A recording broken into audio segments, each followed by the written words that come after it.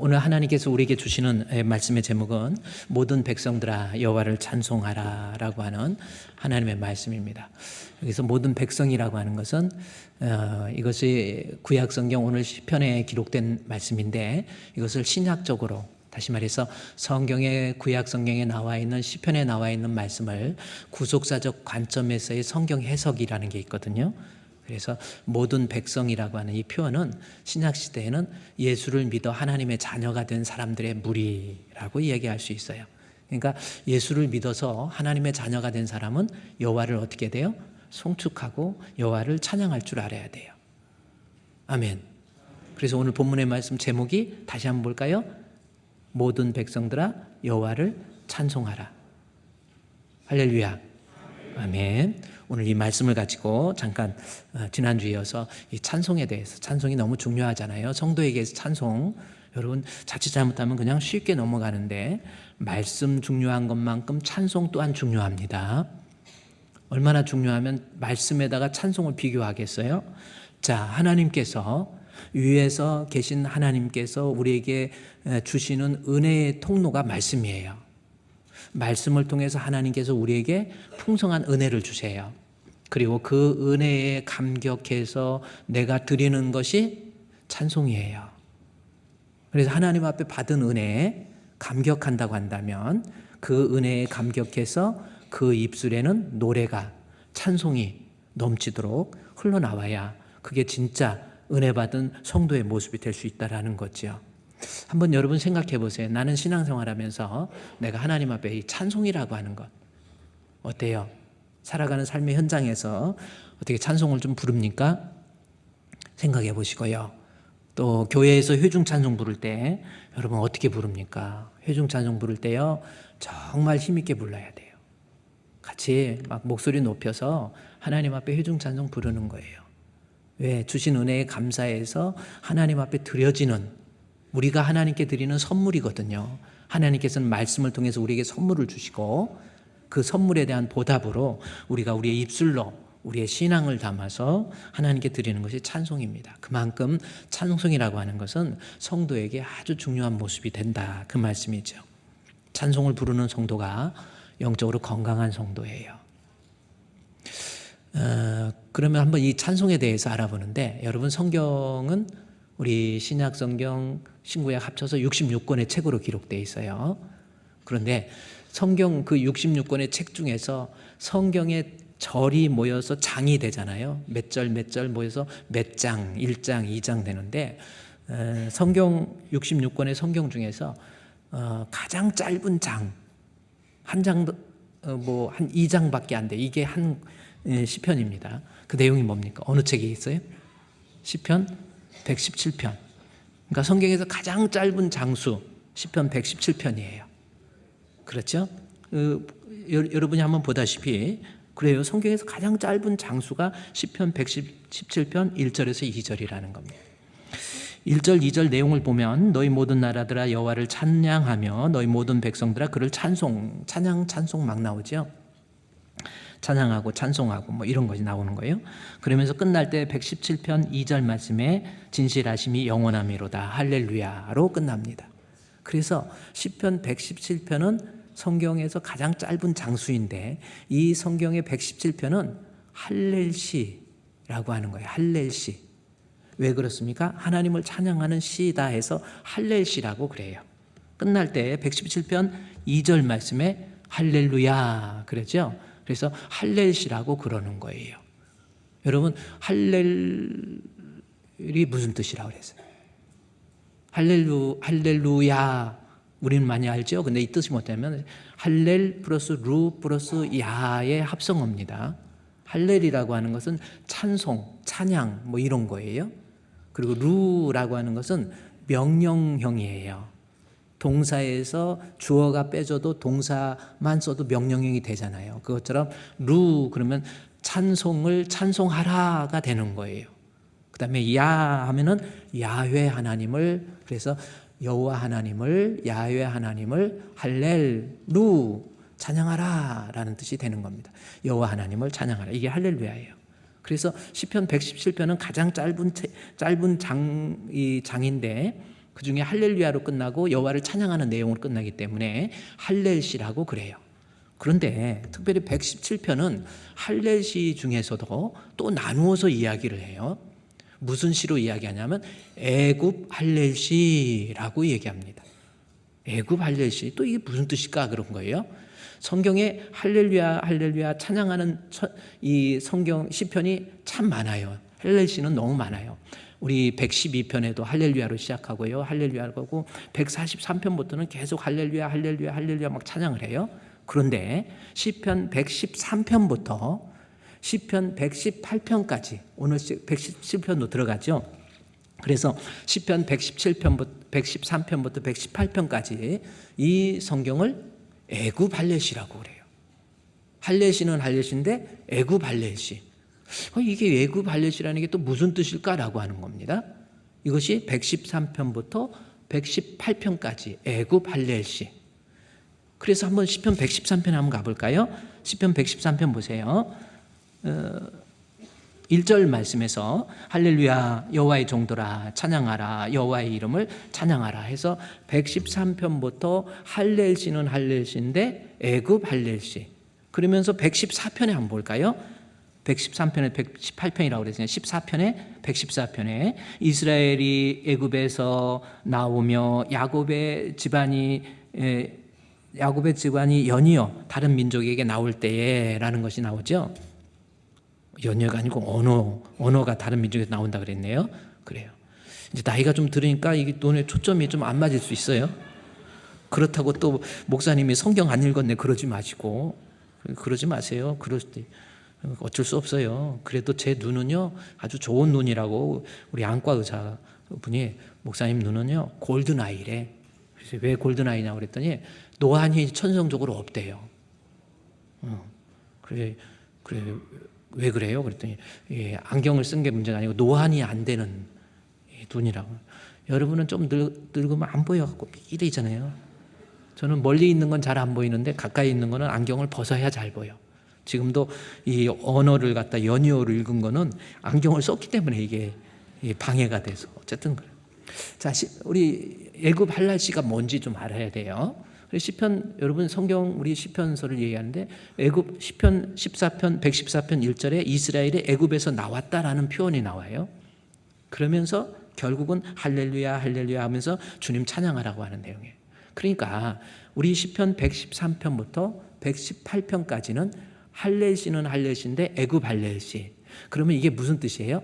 애굽에서 이스라엘 백성들이 430년 동안 포로로 있을 때 모세의 지도하에 어린 양의 죽음을 통해서 거기에서 생명으로부터 건짐을 받지요. 사망에서 생명으로, 그 다음에 억압과 속박으로부터 자유, 지옥에서 천국으로라고 하는 그러한 의미가 엑소스 출애굽의 의미거든요. 그래서 애굽 할렐시라고 하는 것은 결국 무슨 뜻이냐면, 이것을 오늘날 시대에 비유하면 우리 하나님 은혜로 구원받았다라고 하는 것을 찬양하는 시다라고 하는 거예요. 그래서 시편 113편부터 18편까지를 읽으면서 여러분이 성경을 해석학적 원리가 있는 거예요. 시가서에 대한 성경 해석학적. 제가 문맥과 영맥과 사맥이나 이런 것들을 입체적으로 조명해서 거기에서 프리젠테이션화된 그 내용을, 그 컨텐츠를 잘 전달해 주는 것이 좋은 교회이고 건강한 교회거든요. 그런데 시편 113편과 3편으로부터 118편까지 해석할 때는 할렐시인데, 하나님을 찬양하는데 애굽 할렐시. 애굽 할렐시는 뭐예요? 나를 영적으로 구원해 주신 하나님의 그리스도의 십자가의 죽으심으로 인해서 구원해 주신 하나님의 은혜에 감격해서 그 마음을 시로 표현한 것, 이게 애굽 할렐시. 이제 알았죠? 따라서 여러분이 113편부터 118편을 읽을 때는 항상 나를 구원해 주신 주님의 은혜에 감사하는 마음이 어떻게 표현되고 있는가라고 하는 것을 먼저 거기에 대한 선 이해를 가지고 성경을 보면 성경이 훨씬 다이나믹하고 입체적으로 그 해석이 가능해지는 거예요. 자, 그러면 여기 우리 오늘 본문 117편에 한번 보세요. 애굽 할렐시라고 그랬는데, 그래서 117편에 1절, 2절 짧은 절이잖아요. 그런데 한번 보면 너희 모든 나라들아 여호와를 찬양하며 너희 모든 백성들아 그를 찬송할지어다. 여기 나라, 백성 나오죠. 이것을 신약적으로 해석하면 하나님의 백성이라고 하는 것은 예수를 믿어서 하나님의 자녀가 된 자녀가 된 사람들의 무리를 백성이라고 그러거든요. 그래서 오늘 본문에 117편 1절에 너희 모든 나라라고 하는 것은 그리스도의 은혜로 구원받은 예수를 믿는 성도라고 한다면 하나님을 찬양하라 라고 하는 것이 117편 1절이에요. 보세요. 그 내용입니다. 너희 모든 나라들아 여호와를 찬양하라. 그러니까 구원받은 백성들, 예수를 믿어서 구원받은 백성들은 그를 찬송할지어다. 그겁니다. 그래서 그 다음에 보면 애굽 할례시라는 의미를 하나님을 찬송하되 2절 말씀 117편 2절 한번 같이 읽을까요? 시작. 우리에게 향하신 여호와의 인자하심이 크시고 여호와의 진실하심이 영원함이로다. 할렐루야. 봐요. 그러면 제가 이 성경을 해석할 때 애굽 할례시라고 해요. 구원의 은혜에 감격하는 마음, 그것이 어떻게 시적으로 표현되고 있는가라고 하는 것을 보고 읽으라 그랬죠. 자 보세요. 우리를 향하신 여호와의 인자하심이라고 하는 겁니다. 하나님의 인자하심을 찬양하라고 그러는 거거든요. 그러면 인자하심이 무슨 뜻인가라는 거예요. 인자하심이라는 것은 히브리어로 헤세드라는 단어를 썼어요.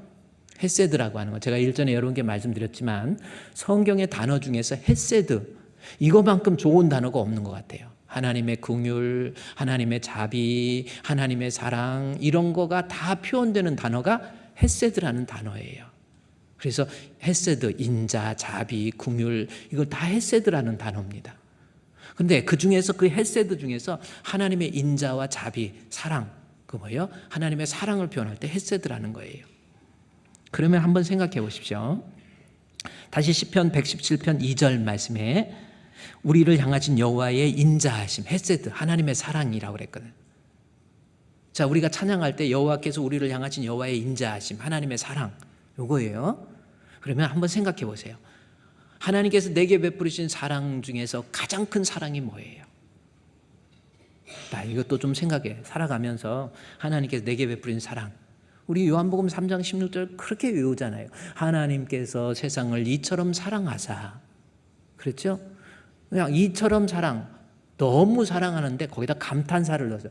너무 아름다우면 영어로 보면 감탄, 너무 beautiful 그럴 때 와우 beautiful 할 때 what a beautiful 그래요. 너무 what a beautiful 그래요. 발음이 좀 안 되는데 what a beautiful 좀 그렇습니다. 너무너무 아름답다 할 때 이 감탄사 what을 집어넣든지 how를 집어넣든지 이래요. 그런데 요한복음 3장 16절에 하나님이 세상을 이처럼 이라고 하는 것이 what a lovely 얼마나 이렇게 나를 사랑하시는지 이렇게 표현하고 있는 거예요. 그러니까 하나님이 내게 베푸신 사랑 중에서 제일 큰 사랑이 뭐예요? 하나님이 세상을 이처럼 사랑하자. 뭐예요? 독생자 주신 거, 예수 믿어서 구원받게 한 거, 이것이 하나님이 내게 베푸신 가장 큰 사랑이라는 거예요. 동의하십니까? 한번 생각해 보세요. 아직도 세상에 눈이 어두워서 그저 먹고 사는 문제, 뭐 육신적이고 세속적이고 물질적인 것만 그런 거 말고 하나님께서 내게 베푸신 사랑, 가장 큰 사랑이 예수님 알고 예수님 믿어서 나로 하여금 장차 우리 주님 앞에 섰을 때 인정받아서 천국 가게 하는 거, 이것이 하나님이 내게 베풀어 주신 가장 큰 사랑이고 가장 큰 은혜예요. 다시 시편 117편 2절. 그래서 애굽 할례시라는 게 그거예요. 우리에게 향하신, 내게 향하신 여호와의 구원하심, 인자하심, 헤세드, 나를 사랑해 주신 하나님의 사랑. 근데 그 사랑이 인자하심이 큰데 여호와의 진실하심이 영원하다. 이렇게 나오니까 그럼 하나님이 진실하심을 찬양하라고 할 때 하나님은 거짓말을 안 하셔. 하나님은 진실하셔. 아니, 하나님께서 여러분에게 나는 진실하다, 나는 거룩하다 이런 말 표현하는 거 아니거든요. 여기서 여호와의 진실함이라고 하는 것은 히브리어 원어에 보면 에메드라고 하는 단어를 여기 에메드 아주 애매하게 쓴 단어가 저거예요. 에메드 무슨 뜻이에요? 진리라는 것이고요. 이것이 헬라어 구약의 히브리어를 신약의 헬라어로 번역할 때 진리 알레데이아로 번역이 됩니다. 그러니까 뭐예요? 예수 그리스도 진리 대신 예수님이에요. 그러면 시편 117편 2절 애굽 할례시 이제 이해가 가능하죠? 우리에게 향하신 여호와의 인자하심, 나를 구원해 주신 것이 하나님의 가장 크신 사랑인데 그 구원하심을 위해서 여호와의 진실하심 뭐예요? 우리 주 예수 그리스도를 십자가에 못 박혀 죽게 해서 나로 하여금 구원해 주신 하나님의 그 크신 사랑, 내가 구원받은 백성이라고 한다면 우리에게 향하신 여호와의 그 구원의 은혜를 찬양할 줄 아는 것. 그래서 우리가 이 시편 117번 그대로 그러잖아요. 우리에게 향하신 여호와의 인자하심이 크고 크도다 크시도다 크고 크도다 크시도다. 저희 중학교 때 고등학교 때 막 불렀던 저는 그때는 무슨 뜻인지도 모르는 것 같아요. 그런데 하나님께서 나 같은 것 많은 사람 가운데 예수님 알게 해주신 것도 감사한데 예수님 믿게 해주시고 그 믿음으로 말미암아 구원해 주신 여호와의 인자하심, 우리에게 향하신 여호와의 사랑하심이 크고 크도다 크시도다 크고 크도다 크시도다. 아멘. 여러분 뭐 넣고 싶어요? 이건 외우기도 쉬워. 우리에게 향하신 여호와의 뭐? 힘이 뭐야? 신령과 진정으로 얘기해봐. 뭐예요? 우리에게 행하신 여호와의 인자하심 말고 뭐 넣고 싶은 거 넣어보라는 거야. 인자, 사랑, 뭐 진실하심. 밑에는 진실이 있으니까 예수님이 우리에게 향하신 여호와의 긍휼하심으로 한번 해요. 우리에게 향하신 여호와의 긍휼하심이 아멘 크고 크도다 크시도다 크고 크도다 크시도다. 아멘. 구원받은 백성이라고 한다면 그 입술에서 이런 찬송이 나올 줄 알아야 된다라는 거죠. 여러분 이거 하기 쉬우니까 우리 한번 같이 회중. 백성들은 예수를 믿어 하나님의 자녀가 된 사람들의 무리잖아요. 117편 1절에 백성들아 찬양하라고 그랬으니까 내가 예수를 믿어서 구원받은 백성이라고 한다면 2절에 나온 것처럼 우리 여호와의 사랑 헤세드를 긍휼하심을 찬양하라고 그랬으니까 우리 한번 우리에게 향하신 여호와의 사랑하심이 한번 해볼까요? 우리 무리가 모여서 한번 하는 거예요. 여기서 안 하고 가만히 앉아있다 그러면 그래요. 앉아있으면 할 수 없지 뭐 어떻게 때리면서 하는 찬양하라고 할 수. 우리에게 향하신 한번 구원을 생각합니다. 여호와의 사랑하심 그걸 한번 해봅시다. 시작. 우리에게 향하신 여호와의 사랑하심이 크고 크도다 크시도다. 아멘. 크고 크도다 크시도다. 아멘. 자, 하나님께서 내게 베푸신 그 구원의 은혜 얼마나 감사하고 또 믿음 안에서 곁길로 갔고 딴 길로 가지 않도록 내 믿음 지켜주신 것도 얼마나 감사한데요. 죽을 때까지 믿음 지키는 거 쉬운 거 아닙니다. 성령으로 시작해서 육신으로 마치는 사람이 얼마나 많은데요. 우리의 입술에서 우리에게 향하신 나를 돌봐 여호와의 돌아보심이 크고 크도다 크시도다 크고 크도다 크시도다. 아멘. 시편 30편에 말씀해 보면요 하나님의 돌보심이 나와. 영어로 보면 take care of입니다. take care of라는 것은 다른 뜻이 아니에요. 엄마가 아가를 돌보듯이 그렇잖아요. 엄마 품에 있는 아가 뭐 엄마 보면 알아요. 얘가 배고픈 건지 뭔지 금방 알잖아요. 나를 돌보아 주시는 엄마, 하나님의 돌보심 얼마나 감사합니까? 내가 힘들고 어려울 때도 우리 주님이 나를 돌보아 주세요. 그러한 신앙이 있다고 한다면 여호와의 모든 종들은 하나님 앞에 나의 구원하심, 나의 사랑하심, 나의 돌보심을 찬양하는 거예요. 아멘? 그것을 어떻게 찬양해요? 오늘 시편, 여기 시편 앞에 가보면요, 하나님 앞에 114편에 113편 보세요. 보면 우리 찬양이라고 하는 것이 113편 1절에 할렐루야 여호와의 종들아 찬양하라. 그래서 여호와의 종, 둘로스라고 하는 종이라고 하는 것은 예수를 믿어서 예수님을 나의 주로 고백한 성도의 상대적 언어가 종이잖아요. 그러니까 할렐루야 예수를 믿는 사람들아 찬양하라, 여호와의 이름을 찬양하라. 그러면서 어떻게 찬양을 했어요? 이제부터 영원까지, 이제부터 영원까지. 그러니까 여러분 오늘 말씀 듣고 찬양이 이렇게 믿음 있는 사람에게는 중요한 고백이고 이것이 그만큼 중요하구나라는 것을 깨달았으면 지금 이 순간부터 앞으로 언제까지? 영원까지. 영원까지. 그럼 영원은 언제예요? 영원은 언제야? 앤드레스 끝이 없다 뭐 그 막연한 게 이 영원이 무슨 뜻인지 히브리어의 단어 봤더니 올람이라고 썼더라고. 올람. 올람이 무슨 뜻인가 봤더니 존속기간이 항상. 존속기간이 항상이야. 여러분 우리가 예수를 믿으면요, 내가 이 땅에 70년, 80년, 90년, 100년 이렇게 살아요. 어떤 사람은 막 젊어서 죽을 수도 있고 이렇게 살다가 어쨌든 막 100살 넘고 120살. 여러분 얼마나 살고 싶어요? 한번 물어봅시다. 근데 너무 오래 살아도 또 그것도 문제인 것 같아요. 나이가 들면 여러분 금방 이제 근육도 빠지고 움직이기도 힘들고 먹기도 힘들고 밥맛도 없고 잠자는 것도 힘들어. 잠이 안 와가지고 막 배랑박 긁어야 되고 막 그래요. 힘들어가지고 음식도 아무 맛이 없어. 뭐 그냥 정신력으로 먹는 거예요.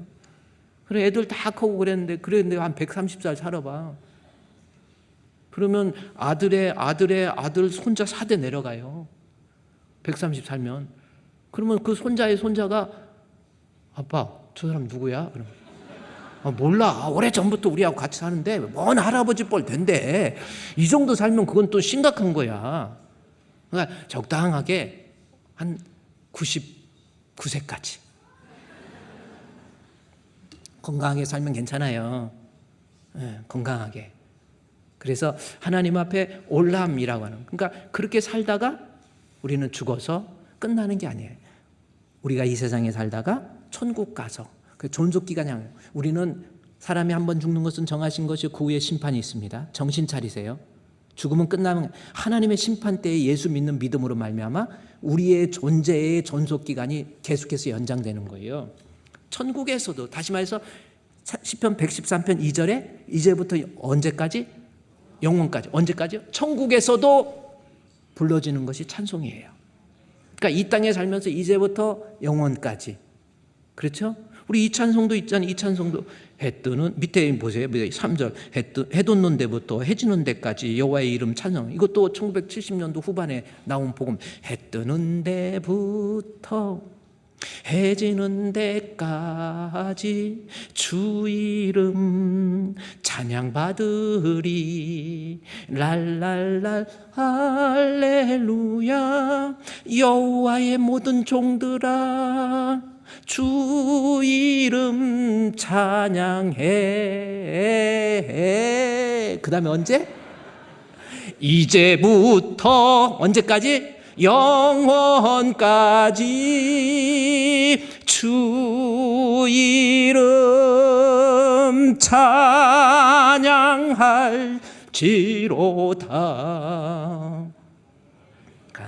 하나님 앞에 찬송은 이제부터 영원까지. 천국에서도 여러분 우리가 이 땅에 살면서 여러 가지 신앙적인 봉사도 하고 뭐 또 다 하잖아요. 그런데 세상에서 죽으면 이제 이것도 다 못해. 다 내려놔야 돼. 할 수 없어. 죽어서도 하는 게 뭔지 아세요?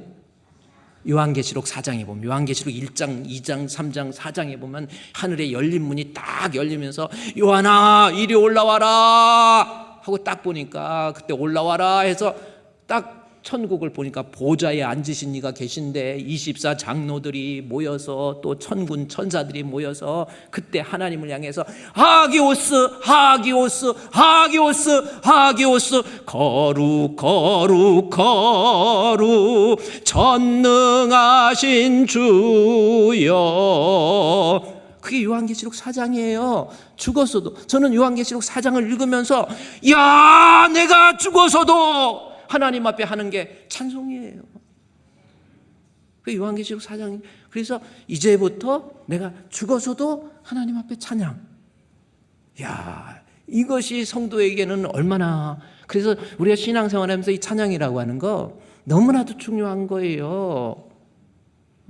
어떻게 입술에서 찬양은 없어? 그냥 뭔가 이러면 안 돼요. 입술에서 내 찬양이 있어야지. 만나는 때도 항상 이제부터 영원까지 하나님을 찬양하는 것, 이것이 구원받은 하나님의 백성에게 있어서 있어야 될 내용이라는 거죠. 벌써 요한계시록 4장 떴네요. 밤낮 쉬지 않고 이르기를, 그렇죠?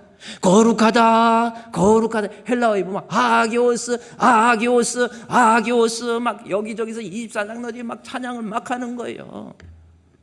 아유, 뭐 요한계시록 읽다가 보면요 막 가슴이 깜짝깜짝 놀라고 막 소름이 끼쳐.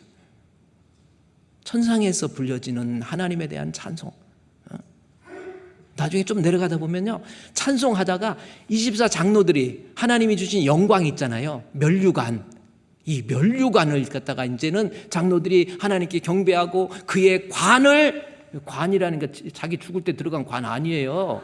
하나님이 내게 주신 영광, 이거를 벗어서 주 앞에 드리는 거예요. 면류관 벗어서 주 앞에 드리세. 저 천사 기쁜 노래가 온 땅에 퍼지네. 내 혼아 깨어서 주 찬송하여라. 온 백성 죄를 속하신 만왕의 왕일세. 천국에서는 내가 받은 영광 하나님께 면류관 드리는 거예요. 면류관 바쳐서. 아니, 조금 더 음악성이 있는 분이 와서 찬양하면 참 좋겠는데, 찬송 이렇게 하다가 보면 너무나도. 그래서 이제부터 우리 주분교회 성도는 언제예요? 이제부터 영원까지. 어디까지? 그래요. 자, 이것이 믿음을 가진 성도들의 삶이 되어야 됩니다. 자, 그러면 여기까지 왔으니까 이제 목사님 알겠어요. 나도 이제부터 구원받은 하나님의 백성으로서 우리의 입술에서 내가 주님 찬송하는 이 찬송, 회중 찬송 부를 때도요 막 크게 부르세요. 그냥 회중 찬송도 안 부르고 그냥 설렁설렁 이런 거 아니에요. 하나님 앞에 찬송 그냥 힘있게 찬송을 불러야죠. 그러면 이거 믿는 자에게 있어서 중요한 것이 이 세상뿐만 아니고 천국에서도 불러야 될 것이 찬송이다 이랬는데, 인생이 뭔지에 대해서 시편의 내용을 좀 살펴보면 정말 찬송이 내가 살아가면서 반드시 필요한 내용이구나라는 것을 알 수 있어요. 그러면 시편은 1편에서 몇 편까지? 150편까지 기록되어 있습니다. 그래요. 1편에서 150편. 그러면 시편이라고 하는 것은 어떤 성경인가라고 하는 것, 시편이 가지고 있는 신학적 의미를 알아야 돼요. 시편이라고 하는 거, 그래 저도 성경을 막 창세기 읽고 창세기 1장에 어떤 내용, 2장에 어떤 내용, 3장에 어떤 내용, 4장은 최초의 살인, 5장, 6장 홍수 사건, 7장, 8장 하다 11장에 바벨탑 사건 해가지고 성경의 절수 웬만한 장수는 다 외워버려야 돼요. 그리고 목사가 성경에 대한 인식이 없으면 설교할 때 관련 성구가 생각이 안 나버려. 그러니까 맨날 남의 설교 갖다 하든지 아니면 거짓말해야 돼. 할 수 없이 성도들한테 지도 모르니까. 그래서 성경을 무지하게 읽어야 돼요. 예를 들어서 창세기 쭉 몇 장에 몇 장 하면 툭툭 튀어나와야 돼요. 요한복음 1장 2장 세상죄를 지고 간 하나님 어린 양, 2장 가나 혼인잔치, 3장 니고데모, 4장 사마리아 여인, 5장 6장 오병이의 기적 이런 거 막 외워버려야 돼. 그래서 저도 막 외우고 앞으로 있고 뒤로 있고 막 외우고 했는데 시편을 요약을 하려니까 제일 힘든 게 이 시편이더라고. 그래서 아니 왜 시편을 이거 누가 썼어? 이거 아우 이렇게 어려워. 이거 뭘 그러니까 인식하기 위해서 막 읽었는데 이게 요약도 안 되고 안 되더라고. 그래서 그래도 어거지로 막 이거는 시편은 참 이해하기도 힘들다 이랬는데 신방 갈 때 시편 없었으면 어떡할 거요? 그런 생각이 들더라고.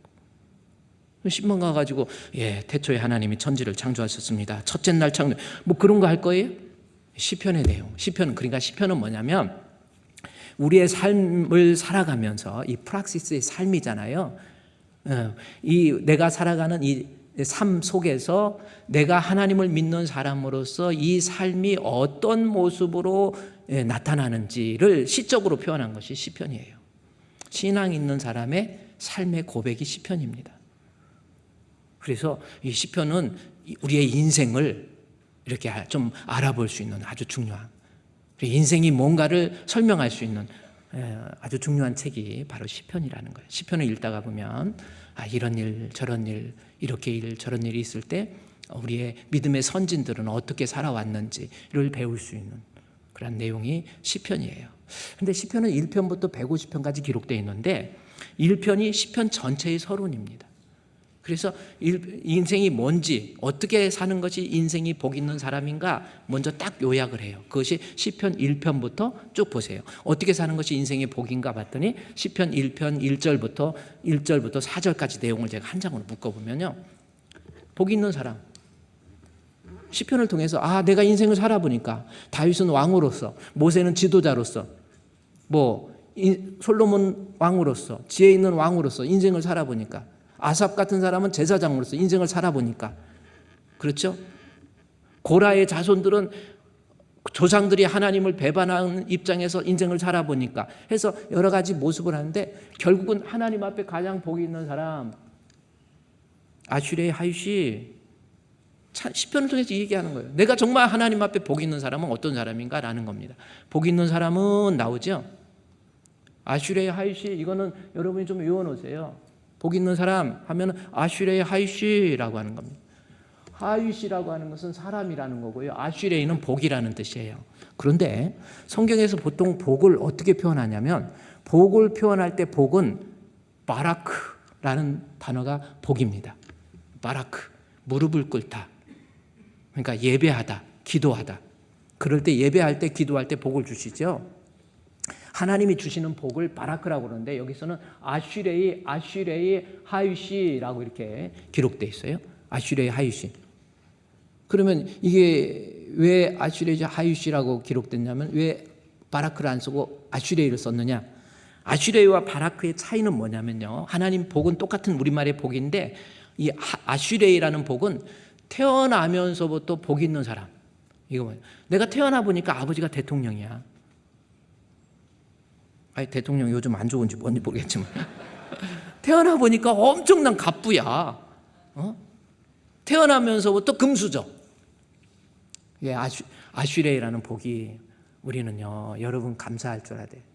여러분 예수 믿고 싶어서 믿었는 줄 아세요? 태어나고 싶어서 태어난 거예요? 아무나 예수 믿는 줄 아세요? 교회는 다지고 폼 잡고 다니지만 믿음 없는 사람들 많아. 안수 집사하니까 믿음, 장로니까, 장로님 중에서도 믿음 없는 사람 많고요. 목사도 마찬가지. 이게 아니에요. 아슈레이라고 하는 것은 하나님 앞에 예수님을 믿어서 태어나니까 하나님의 아들, 이겁니다. 그래서 정말 예수를 믿고 그 믿음으로 말미암아 진정한 하나님의 자녀는 특징이 있는데, 어떤 특징이에요? 이렇게 한다라는 것이 아니라, 복 있는 사람은 자연스럽게 오직 여호와의 율법을 즐거워하여 그 율법을 주야로 묵상하는 거예요. 그러니까 내가 정말 믿음, 하나님 앞에 선택받은 하나님의 백성이라고 한다면 벌써 딱 보면 달라요. 뭐가 다른 줄 아세요? 하나님 말씀, 오직, 다른 건 몰라, 어떤 일이 있고 무슨 순간이라도 오직 여호와의 율법을 즐거워해요. 말씀이 좋은 거예요. 말씀 통해서 은혜 받는 거예요. 말씀을 사모하는 거예요. 자연스럽게 말씀이 좋은 걸 어떻게 해? 이런 모습입니다. 읽고 듣고 묵상하고 말씀 들을 때마다 은혜 받고, 이게 하나님의 자녀로서 태생적으로부터 복 있는 사람의 특징이에요. 어떤 사람은 예배 시간 되면요, 예배 설교할 때 되면 나가. 오늘 나간 분은 급하니까 나갔겠죠. 어쩔 수 없는 거지만 여러분 생각을 해보세요. 이상하게 말씀이 안 들려. 지루해 죽겠어. 그 말이 그 말인 것 같아. 아, 똑같은 말이에요. 그럼 밥이 똑같은 밥이지. 오전에 먹은 밥 똑같다고 오후에 안 먹습니까? 문제는요, 신학을 배우려고 하지 말고 신앙을 배우세요. 그래 말씀 안 듣고 나가갖고 왔다 갔다 하다가 열불 난다고 커피 마시고, 커피 또 마시고 또 마시니까 이제 저녁에는 또 잠이 안 와. 카페인 많이 들어갔고. 그래갖고 정신이 헷가닥해버리. 벌써 이게 복 있는 사람인지 아닌지 말씀 듣는 태도를 보면 알아. 누가복음 10장 38절부터 말씀해 보면 어떤 말씀이 있는지 아세요? 누가복음 10장 38절에서 하나님 말씀에서 이 마리아와 마르다의 집으로 예수님 놀러 간 게 아니라 가셨어. 그러니까 두 여인이 우리 예수님 우리 집에 오셨네 해갖고 좋아가지고 오셨네 하고 이래가지고 마르다는 얼른 부엌에 가서 요리하고 막 하는데 마리아가 동생 마리아가 없네. 또 저것이 어디 갔지? 또 봤더니 예수님 옆에 바짝 붙어갖고 예수님 무슨 말씀하시는지 막 듣고 있는 거야. 그러니까 언니가 화가 나겠어 안 나겠어? 목사님 저것은 이제 동생이라고도 안 해. 저것은 아니 이렇게 내가 힘들었게 일하는데 저것은 지금 예수님 옆에서 지금 말씀이나 듣고 있고 뭐예요?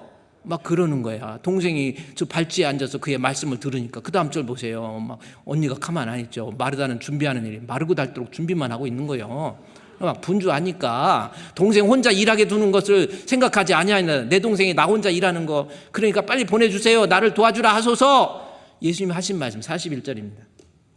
오늘 우리에게 주신 말씀이에요. 주께서 대답하여 이르시되 마르다야 마르다야 한 번도 아니고 두 번이나 부르는 마르고 닳도록 부르는 내가 많은 일을 염려하고 근심하는데 그 다음 절 보세요. 2절 좋은 것 누가 좋은 편 택한 거예요? 말씀 듣는 거. 어떤 사람은 교회 일 한다고 그러면서 일은 열심히 막 일하고 하는데 말씀은 안 들어. 말씀 들을 때 나가갖고 뒤에서 장난하고 소리치고 그래. 여러분 아슈레의 하이시가 아니라니까요. 복 있는 사람은 그러지 않아요. 그냥 하나님 말씀 좋은 것 선택하는 여기 좋은 거라는 단어가 엄청 중요한 단어입니다. 창세기 1장에서부터 나와 있는 하나님께서 천지를 창조하시고 보기에 좋았더라. 히브리어의 토브라는 단어예요. 하나님 보시기에 좋은 모습이 뭡니까? 말씀, 복 있는 사람의 특징이에요. 말씀 듣고 은혜 받고 말씀 듣고 깨닫고 말씀 읽고 묵상하고 이 사람이 아슈레의 하이시 가장 복 있는 사람. 그래요. 여러분 한번 이게 해결책이에요. 그래 말씀 듣고 가장 복 있는 사람이죠.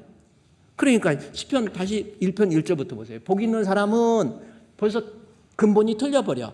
하나님 말씀 그것도 오직이죠. 무슨 일이 있어도 오직 다른 건 몰라도 말씀 듣는데 즐거워하고 그 말씀을 주야로 묵상이 또 뭐예요? 메디테이션인가요?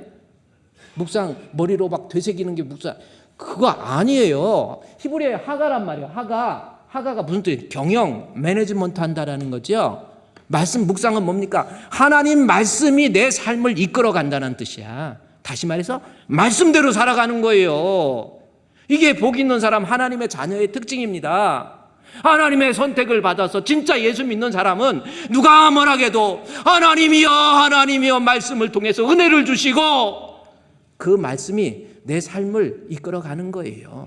그래서 시편 1편 1절 2절 다시 보세요. 말씀이 이끌어 가니까 보세요. 죄인의 길에 서지 악인의 꾀를 따르지 않고 죄인의 길에도 서지 않고 오만한 자의 자리에 앉지도 않어.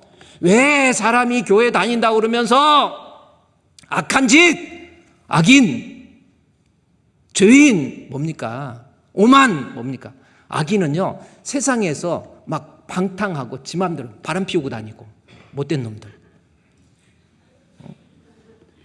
자기 아내한테는 저기 하고 바람 피우고 다니고 그걸 합리화시키기 위해서 막 해갖고 막 여러분 하나님 두려움 이게 뭔가 말씀이 없으니까 이게 복 있는 사람이 아닌 거예요. 그러니까 죄 짓고도 악한 죄 짓고도 악인 뭐 내가 어때서 그래 뭐 아직 정신 못 차리는 거예요. 죄인은 뭡니까? 영적인 죄예요. 예배 우습게 알고 하나님 우습게 알고 기도 우습게 알고 뭐 이게 영적인 죄인이거든요. 오만 정신적인 죄예요. 교만은 또 어떻게 이렇게 교만한지 목사님이 한번 불러서 아유 조심해요 이렇게 하고 하면 우습게 내가 그냥 그만두고 싶으면 그만두는 거지. 아닙니다. 오만한 자에 지가 가지고 다 기도하면서 하나님께서 기도하다 이 성도를 양육하고 양도하는데 이거 아니다 싶으면요 불려서 그냥 교회에서 전체적으로 출교를 해버려요. 딴 교회 가면 아니 성직인데 교회에서 출교됐는데 중세시대가 아니니까 그렇지 죽을 때까지 내 자식이 태어나도 못 잊어요. 그러니까 뭔 일이 있으면 막 힘들고 하면 막 말씀은 안 들어. 벌써 틀려. 근본이 틀려져 버리니까 말씀 안 듣고 방탕하고 지 맘대로 살고 욕하고 싸우고 원망하고 불평하고 이래야 이거 해결해야지 해가지고 사람 만나고 이 사람 만나고 저 사람 만나고 여기 가보고 저기 가보고 상담해보고 안 되는 거라니까요. 문제는 뭡니까? 내가 하나님 앞에 하시래야 하유시가 아니에요. 지금 해결책은 말씀밖에 없다니까요. 이게 성경이에요. 언제나 3절에 나온 것처럼 그 말씀이 시냇가에 심은 나무처럼 언제든지 필요한 말씀은 물이라고 했죠. 물로 씻어 말씀으로 깨끗하게 하사 그랬잖아요. 말씀이 언제든지 내게 공급이 되어야 내가 악인이 안 돼요. 죄인이 안 돼요. 오만한 자가 되지 않는 거예요. 시냇가에 심은 나무가 되어서 시절을 쫓아 과실을 맺고 다른 사람에게 유익이 되고 힘이 되고 기쁨이 되고 이런 거 아닙니까? 아직 정신 못 차리고 있어요. 복 있는 사람. 이것이 인생. 이게 시편 전체의 내용이에요. 말씀 즐거워하다가 말씀 통해서 은혜 받고 깨닫고 그 말씀이 내 삶을 경영하다가 시편 110편에 110편 4절 말씀에 보니까 그 앞에도 나와 있지만 메시아시라는 게 있어요. 말씀 연구하고 말씀 듣고 은혜 받다가 갑자기 멜기세덱의 반차 서열을 쫓은 대제사장 되신 예수 그리스도를 발견하게 돼요. 그게 인생이라니까요. 복 있는 사람의 특징은 말씀 통해서 드디어 예수님을 알게 돼요. 예수님이 나의 생명의 주, 예수님은 나의 찬양, 예수님은 나의 그리스도, 이것을 인식하게 돼요. 깨닫게 되는 거. 그게 인생이라니까요. 살아가면서 예수님 알면서 예수님 알면서 우리 주님 귀함을 알고 주님 사랑합니다. 주님이 사랑합니다. 그렇게 고백하다가 나중에 죽을 때까지 이제 150편 마지막이잖아요. 죽을 때 가면 시편 150편 1절부터 쭉 보면 뭐라 나와요? 결국은 복 있는 사람은 하나님 말씀 즐거워해서 말씀 통해서 은혜 받고 말씀이 내 삶을 이끌어 가다가 말씀 듣다가 예수님 알고 예수님 믿고 그것에 감격해서 처음부터 1절부터 할렐루야 그의 성소에서 하나님을 찬양하며 그의 권능에 궁창해서 그를 찬양할지어다. 그 다음에 보세요. 그 다음 절 뭐라고 해요? 그의 능하신 행동을 찬양하며 그의 지극히 위대하심을 따라서 찬양하라고 그랬죠. 계속 찬양하는 거예요. 또 보세요. 그 다음 절 말씀에 나팔 소리로 찬양하며 비파와 수금으로 찬양할지어다. 소고치며 춤추며 찬양하고 현악과 퉁소로 찬양할지어다.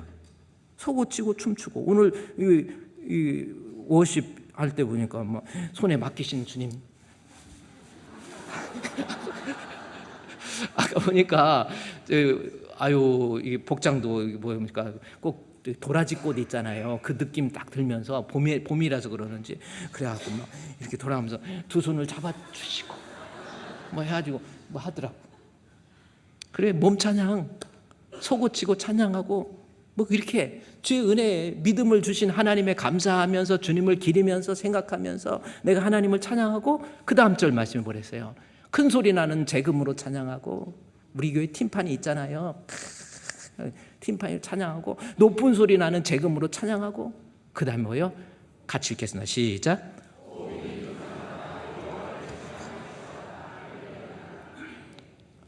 호흡이 있는 자마다 여호와. 결국은 복 있는 사람 1장에서 여호와의 율법 즐거워하다가 예수님 발견하고 인생 살면서 그 다음에 예수님 발견하고 그 은혜에 감격해서 어떻게 해요? 호흡이 있는 자만. 호흡이 있는 자마다 저 번역이 잘못했어요.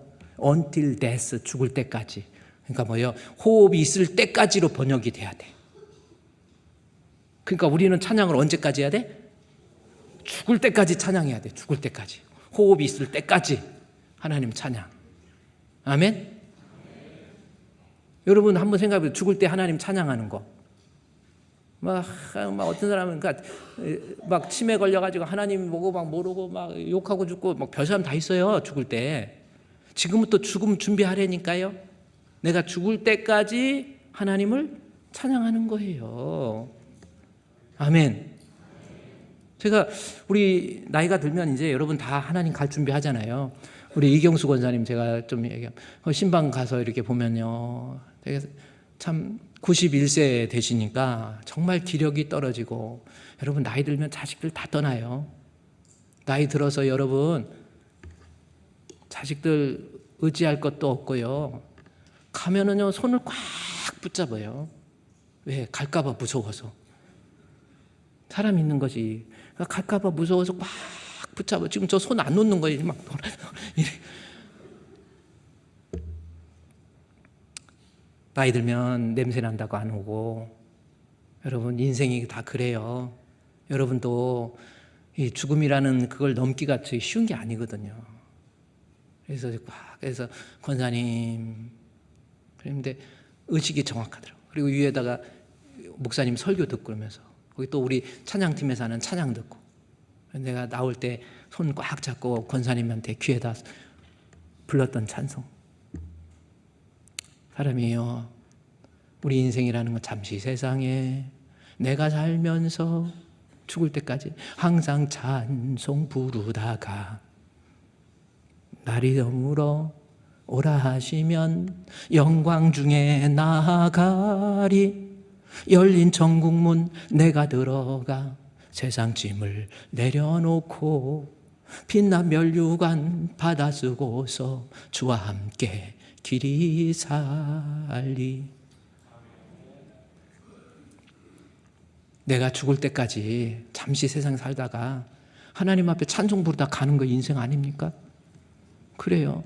이 말씀을요 시편 146편에 가보면 호흡이 있을 때까지를 내 생전이라는 말로 시편 146편에 1절 2절 말씀해 보면 나의 생전에, 그랬죠? 생전이 무슨 뜻이에요?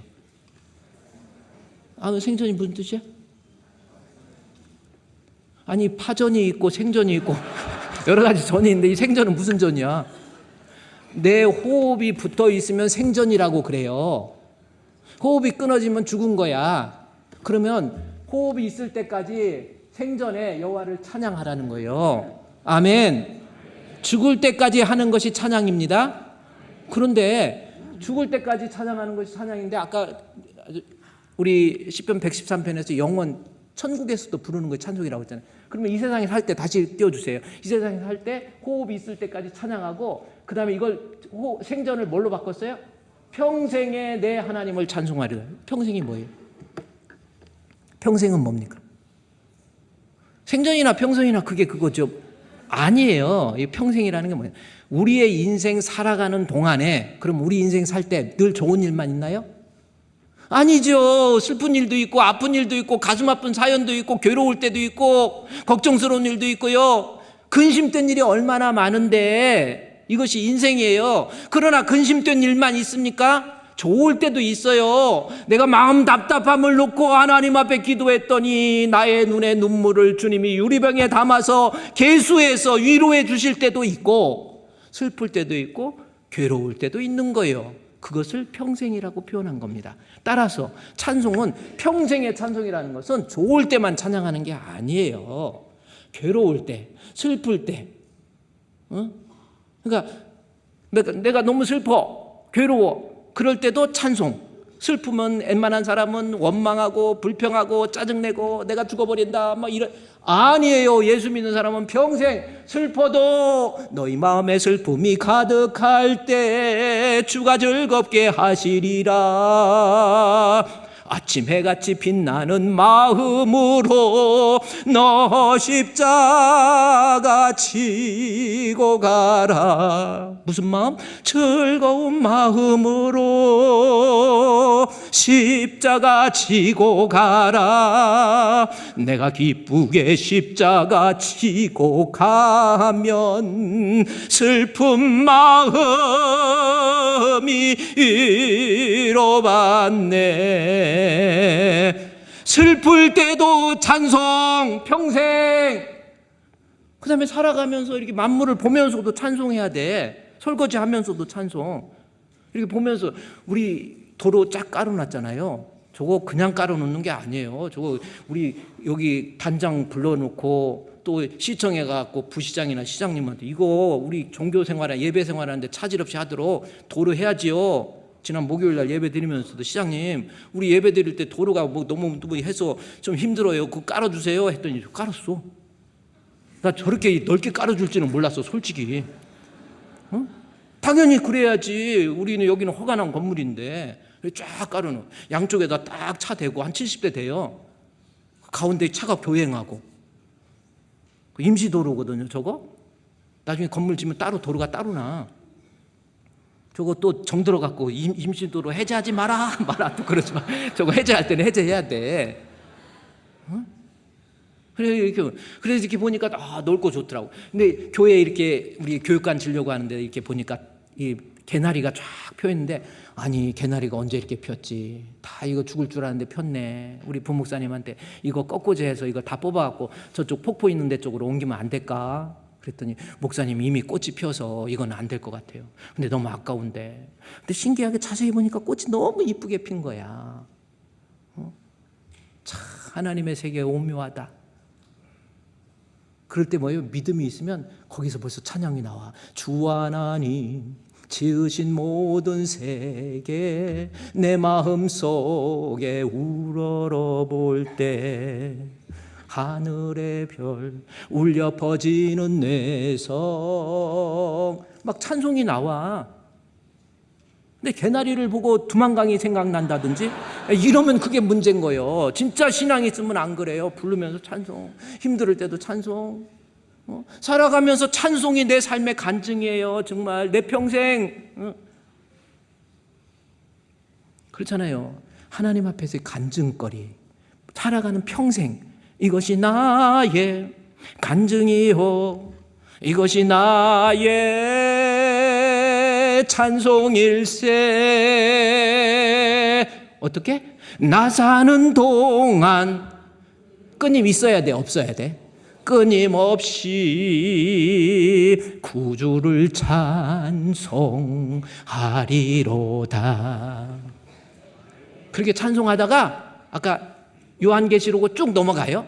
넘어가 보면 거기 가서 이제 천국에서도 우리 주님 앞에 막 찬송해요. 주 예수 이름 높이여 다 찬양하여라. 금멸유관을 들여서 만유의 주 찬양. 우리 죽어서도 우리 천국에 가서 같이 찬송 부릅시다. 여기까지입니다. 기도하겠습니다.